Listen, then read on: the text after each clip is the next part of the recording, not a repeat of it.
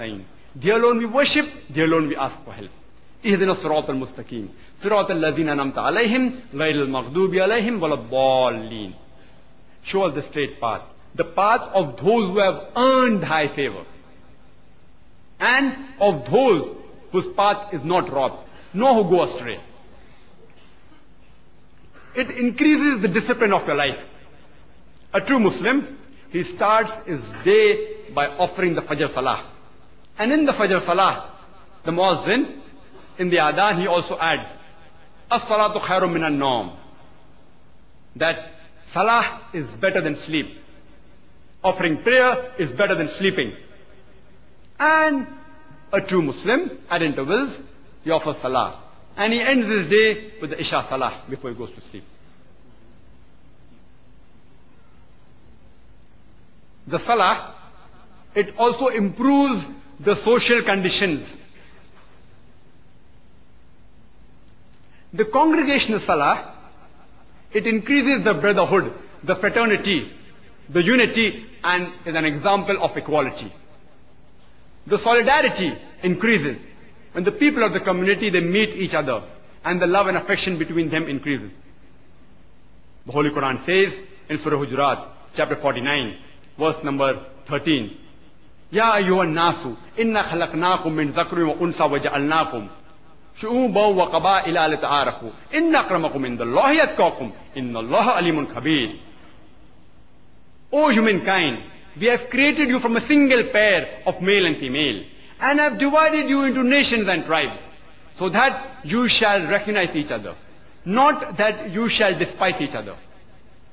And the most honored in the sight of Allah subhanahu wa ta'ala is the person who has taqwa, who has righteousness. And Allah is all-knowing, full of wisdom. The criteria for judgment in the sight of Allah subhanahu wa ta'ala, it's not caste, it's not color, it's not creed, it's not wealth, it's not sex, but it is taqwa, it's righteousness, it's God consciousness, it's piety.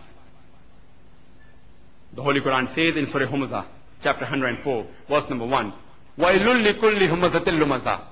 Woe to every kind of scandal monger and backbiter. The Salah prevents us from scandal mongering and backbiting. The Holy Quran says in Surah Hujurat, chapter 49, verse number 11 and 12, Ya ayyuhal lazina amanu. O you who believe, let not men amongst you laugh at others. You may never know that the latter may be better than the former. Let not women laugh at others. You may never know that the latter may be better than the former. Do not defame. Do not be sarcastic. Don't call each other with nicknames. Ya ayyuhallazina amanu, O you believe, avoid suspicion. For suspicion in many cases is a sin. Do not spy on one another. Neither speak ill about people behind the back. That means don't backbite. Are you ready to eat the flesh of your dead brother? The Holy Quran says that if you backbite, it is as though you are eating the flesh of your dead brother. Because eating the flesh of your dead brother is double crime. Eating flesh of a human being is a sin. Even the cannibals who eat human beings, they don't eat the meat of their own brother. So the Holy Quran says if you backbite, you are doing double sin. It is as though you are eating the flesh of your dead brother. Speaking ill about someone without proof is a sin. Speaking ill about someone behind the back is double sin. And Allah subhanahu wa ta'ala says and gives the answer, nay, you will abhor it. The Salah, it increases truthfulness and honesty in the business and the daily dealings.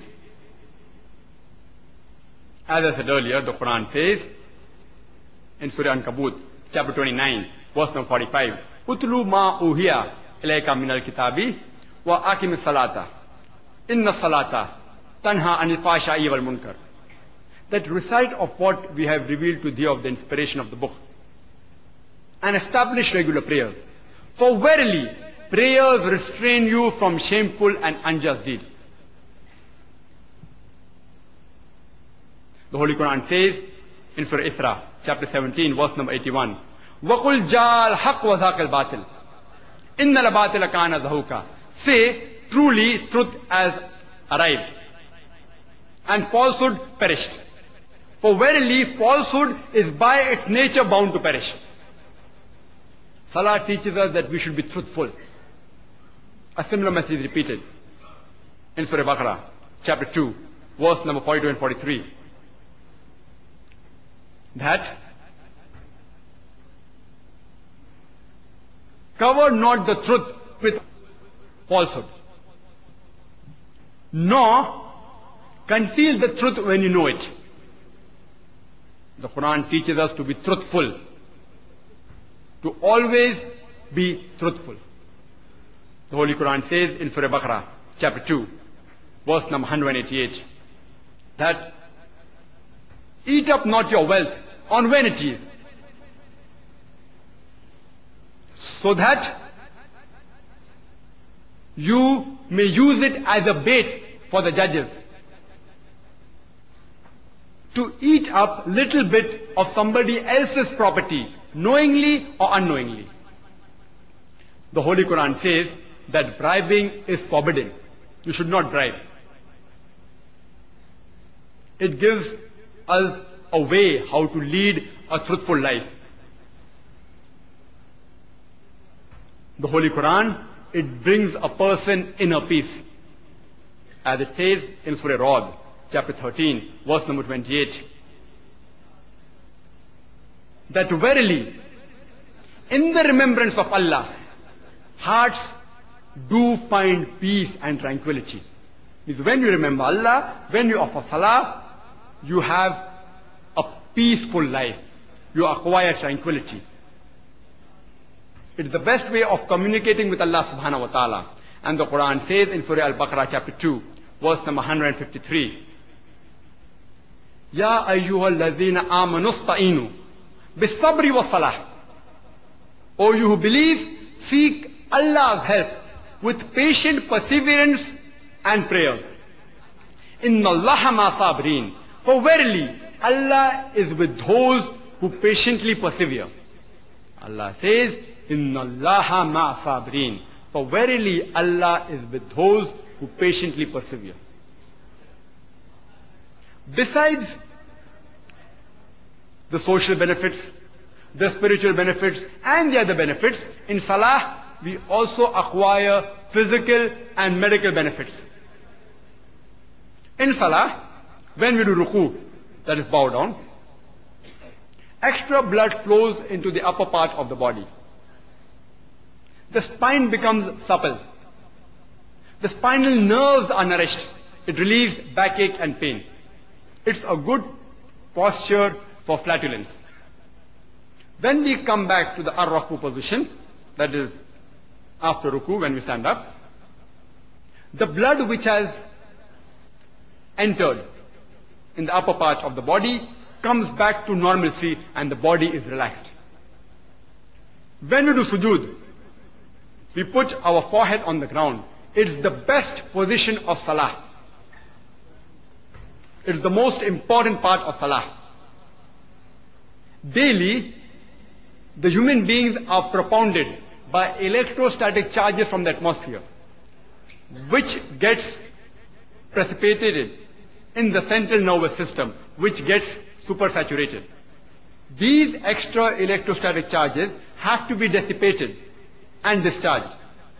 Otherwise, you will have headache, neck ache, muscle spasms, etc. No wonder people regularly take tranquilizers and drugs to relieve the pain. These extra electrostatic charges have to be dissipated and discharged. For example, how do you have a heavy electric appliance? It normally has a 3-pin plug. The third pin and the third wire is for grounding, for earthing. Similarly, when we do sujood, we put the forehead on the ground. And the best part of the body, the brain, and the best part of the brain, the frontal lobe, is put on the ground, which causes grounding or discharging of these extra electrostatic charges. That does not mean that if you put your hand below the musalla, the prayer mat, you get a shock. But there is dominance of the frontal lobe. And the thinking capacity of the brain is not on the top of the brain, it is in the frontal lobe. Therefore, we do sujood in salah. When we do sajda, there is extra blood supply going to the brain, which is responsible for a healthy brain.